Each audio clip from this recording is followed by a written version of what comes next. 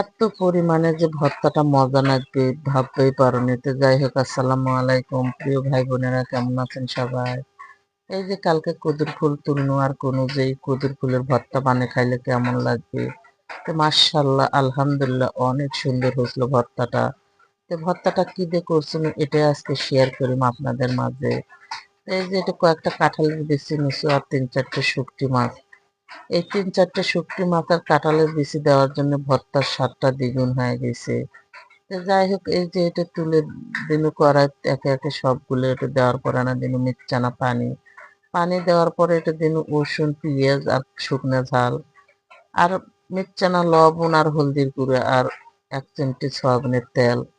এইভাবে দিয়ে সিদ্ধ করে নিয়ে ভর্তাটা করছিল। আর এই ভর্তাটা খেতে যে এত পরিমাণে মজা হয়েছিল। আর এতই মজা হয়েছে দেখে কাকুই দেওনি একলাই খায় ফেলাছিল ভর্তাটা। তো যাই হোক, খালি তো ভর্তা দিয়ে ভাত খাওয়া যায় না, সাথে আনা তরকারিও রান্না করে নিছিল। আর এই শুটকি মাছের একটা গল্প করো, মোর ভাইতে কিন্তু খুবই মাছ মারছিল, মধ্যম ভাইতে। তো একদিন মা হুট করে শুটকি বানাচ্ছিল, শুটকির ওই গন্ধ শুনে বাড়িতে আমার বাড়িতে আগে কেউ এত শুটকি পছন্দ করেনি। মাঝে মধ্যে এখন আমার বড় ভাই খায়, ছোট ভাই তো একদম গন্ধ সহ্য করবে পারে না, আব্বাও পারে না। তো ওই যে শুটকি মাছের গন্ধ শোনার পর থেকে মাছ মারা বন্ধ করে দিয়েছে। এখন বর্তমান মারে কি না মারে কবা পারবে না, কিন্তু আগে